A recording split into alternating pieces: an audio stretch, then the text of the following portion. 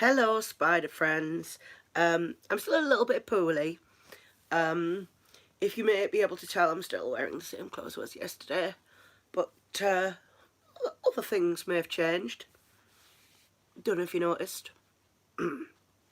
Right, so I want to talk about dubia roaches and why me experimenting with these has been generally quite a disaster. I wanted to try and introduce roaches as an alternative to crickets because crickets can be noisy, even the brown crickets when they get like to a certain size. So thought, roaches are quiet, so this may be a better option. And the larger spiders that I have, my Acanthoscurria geneticulata Carmen, my Nahandu Tripa Debbie Harry, and my Panthobetus sp Macala Opal, they all love the roaches. Love them. Those are like the three biggest tarantulas that I have. I do have another Acanthoscurria geneticulata, confirmed female called Daisy.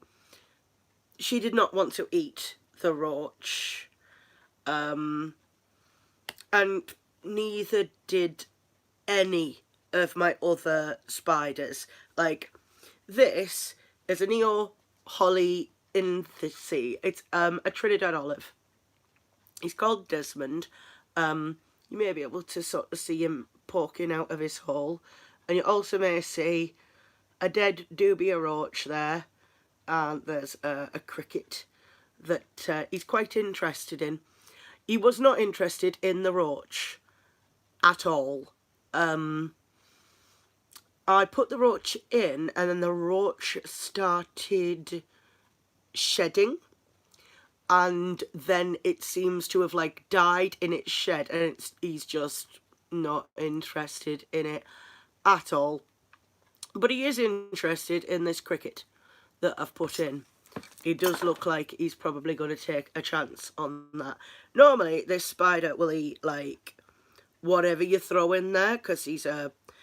If you've not had a Trinidad olive, they're scary. They're really scary. It's actually meant to be a terrestrial setup for this particular spider.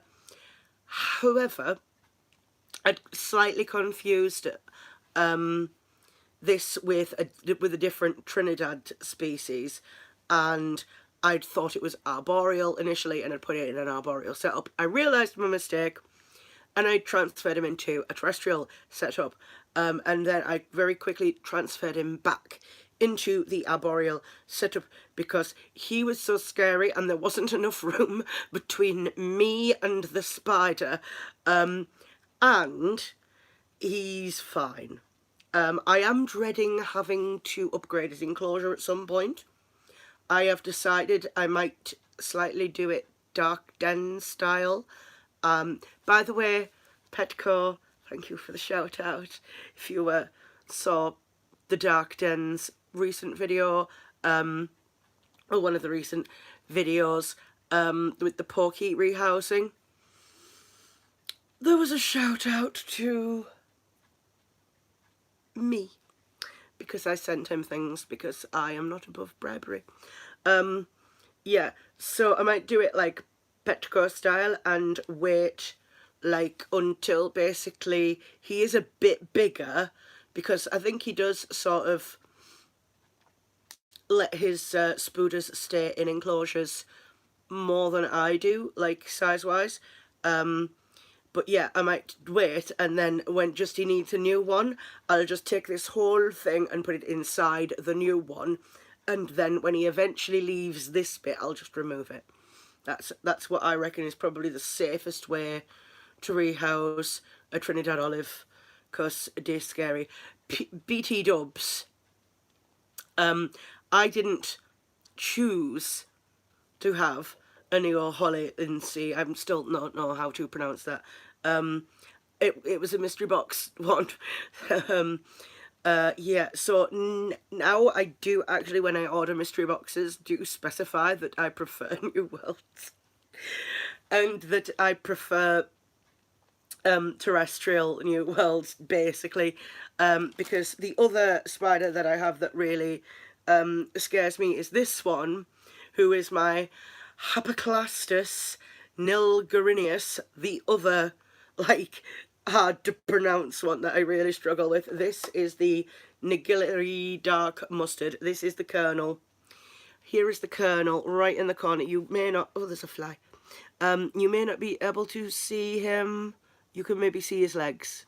There we go. You can see his legs there. But this is the kernel. And he's in old world, so he's an angry man. And the thing that about this is I have ordered him a new enclosure. Not because there's anything wrong with this one. It's I've ordered some enclosures that are easier to stack. These ones I hate these ones because you can't stack them very well at all, because the handle interferes and I do not like it. So I've ordered some new ones from Amazon, so I'm hoping to sort of transfer him because he's got this lovely tunnel system. I'm going to put like some more substrate and not maybe put the plants and other things like that in, and then see what he does with that. Yeah, anyway, he's not going to be very happy when I do that. So I am waiting for him to molt. But again, this was a mystery box spider, and I probably wouldn't have ordered it of my own volition. But like, do you know what? I do like the kernel. Like, when I'm like, oh, I'm scared of my spider, I'm sort of only a little bit, like, well, a little bit, only a little bit scared of him. But like, I don't know. I just like, you know, I don't want to get bitten. I don't want to get bitten. We're nearing a year now, and there's been no bites, and I would like to keep it that way. And old worlds are bitey, bitey spiders. So, yeah. But no, he was not interested in the dubia at all. Did not go anywhere near it. Normally, for the kernel, what I have to do is knock the top bit off of his little tunnel and feed the insect down into there because he's very lazy. He doesn't like coming out of his tunnel system. And the dubia managed to survive by, like, it went over this side and, like, go away, fly. It managed to survive going over to this side and, like, built its own tunnel system on the opposite side. On the opposite side of the enclosure. So, yeah, that failed. But I thought, do you know who won't let me down? The classic Tarantulus marinus, my OBT, Clancy. I love Clancy. Clancy is like he is one of my favourite spiders, even though he's an OBT and OBTs are supposed to be scary. But like, I've had nothing but positive experiences with this tarantula. He's never ever thrown me up a threat posture, ever, the entire time I've had him. And I've had him from being like quite a small sling. And he's normally quite an aggressive eater. But you will see that the dubia is still in his enclosure, right here. It's still alive. It's hiding away from him. He's not interested at all in eating it. And normally he will eat, like, within seconds of food being thrown in there. So, yeah. Either he's in pre-molt or he doesn't like dubias. Well, I know which one it is. He doesn't like dubias because he ate the cricket that I put in there. So, yeah. By the way, again, I'm appealing to anyone out there. If you know what kind of enclosure this is, please tell me because I want to buy them. Or buy more of them. The ones that I've ordered are better for stacking, but they're not as nice as this. So, yeah. Now, I have sad news, and I feel really, really awful about this, because this is about my aviculata, my pink toe, Vicky. I feel awful about this because this spider was a birthday present from two very dear friends of mine whom I love very, very much, and I feel awful, but Vicky has died. I think it must have been at some point yesterday or today, because I did a feeding day and I was checking everyone and feeding, and I put a cricket in for Vicky because she hadn't bothered with the dubia roach either that was in here. So I'd taken that out, I'd like thrown it back in the dubia box and offered her a cricket instead, and just like left the cricket in.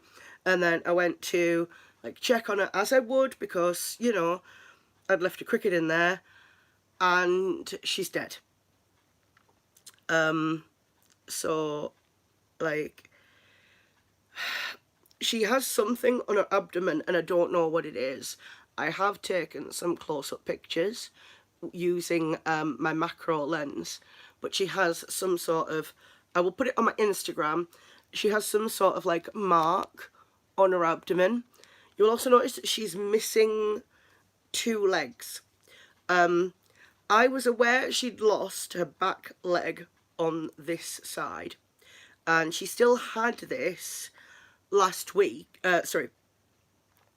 She'd only lost that last week when I took her in to the brownie pack that I helped to run, and she was one of the spiders that I took in to show the brownies, and she was fine. She was like, I did get her out. She was walking around a little bit on the lid, but she was fine. And then when my friend was round, like maybe 2 days after that, I noticed she'd lost another leg. And I was like, Vicky, how did that happen? And I found the piece of leg, it's still in here somewhere, like in the webbing on like her climbing things. It was like in that. So I don't know how that had happened, but she was fine. Like, she was moving around and everything. There wasn't any visible injury sign. I just thought, like, you know, she's lost that leg somehow, but she still seems to be moving around okay, and she'll grow them back.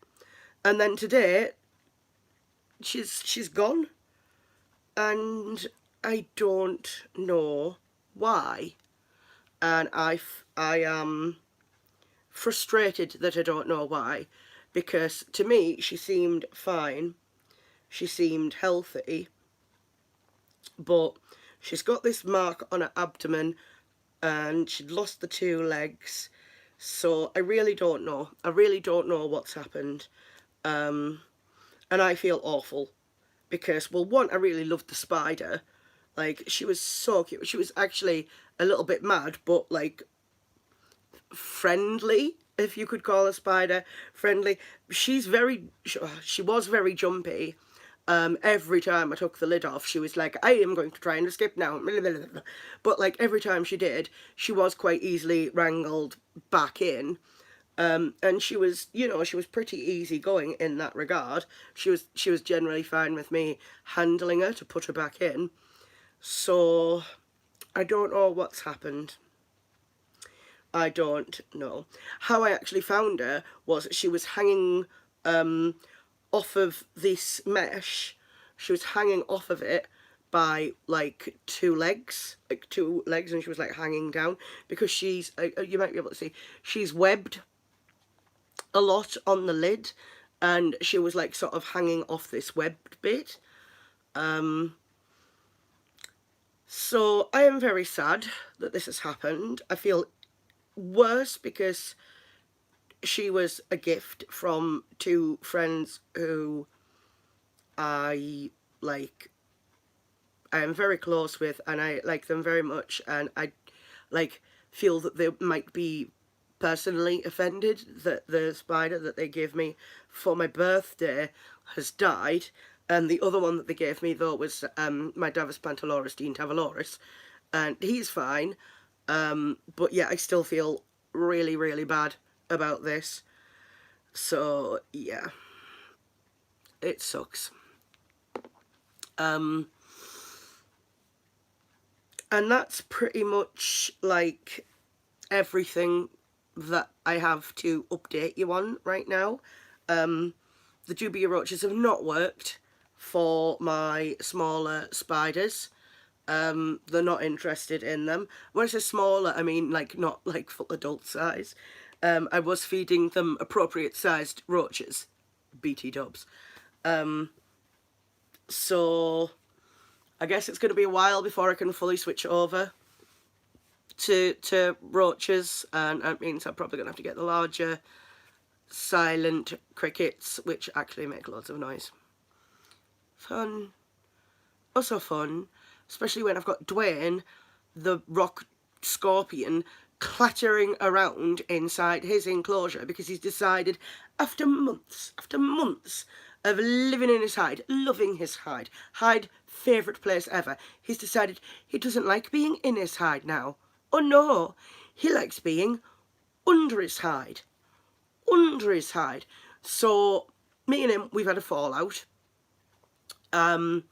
He's not very happy with me. I'm not very happy with him. But we shall talk about him next time. We shall revisit Dwayne the Rock Scorpion. So I want to thank you very much for tuning in, if you tuned in live. If you are interested in watching, my leg is itchy, that's what I'm doing. If you are interested in tuning in live to my live streams, then please hit the notification bell, because that will actually email you when I do live streaming. And I hopefully will see you again next time.